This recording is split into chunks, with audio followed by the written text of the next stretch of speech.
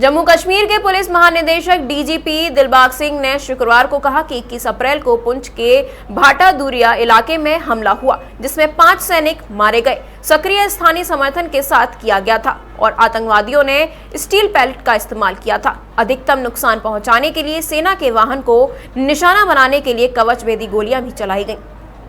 DGP Dilbag Singh ने कहा कि आतंकवादियों द्वारा इस्तेमाल किए जाने वाले प्राकृतिक ठिकानों का पता लगाने के लिए सघन तलाशी शुरू की जा रही है और शुरुआती जांच से पता चलता है कि राजौरी पुंछ इलाके में 9 से 12 देशी आतंकवादी सक्रिय हो सकते हैं, जिन्होंने हाल ही में घुसपैठ की हो सकती है।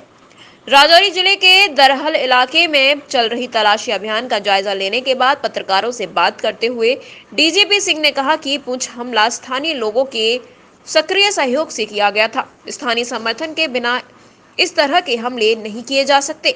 आतंकवादियों को एक जगह पनाह दी गई और फिर दूसरी जगह हमले को अंजाम देने के लिए ट्रांसपोर्ट मुहैया कराया गया।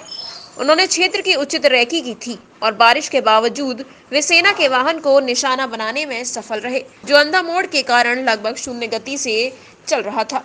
डीजीपी ने कहा कि आतंकवादी ने सेना के वाहन को ज्यादा से ज्यादा नुकसान पहुंचाने के लिए स्टील कॉर्डेड कवच भेदी गोलियां और आईईडी का इस्तेमाल किया। स्थानीय निसार अहमद पहले से ही पुलिस की संदिग्ध सूची में था। वह 1990 से आतंकवादियों का सक्रिय ओजीडब्ल्यू रहा है। उन्होंने कहा कि अब तक 200 लोगों से पूछताछ की जा चुकी है और 12 संदिग्धों को हिरासत में लिया गया है। साथ ही कहा कि निसार की गिरफ्तारी से जांच को एक दिशा मिली है और अब तक महत्वपूर्ण सुराग मिले हैं। प्रातः दर्पण न्यूज के लिए जम्मू कश्मीर से फिरदौस अहमद की report. What we believe is the terrorists have been in this area for the past couple of months. They've been staying in this area. They're shifting hideout from one place to another, but they've been generally staying in this area. It was in the month of August when Pragal suicidal attack on the army camp took place. January 1, the Dangri incident took place. Ever since their movement has been noticed in one area or the other.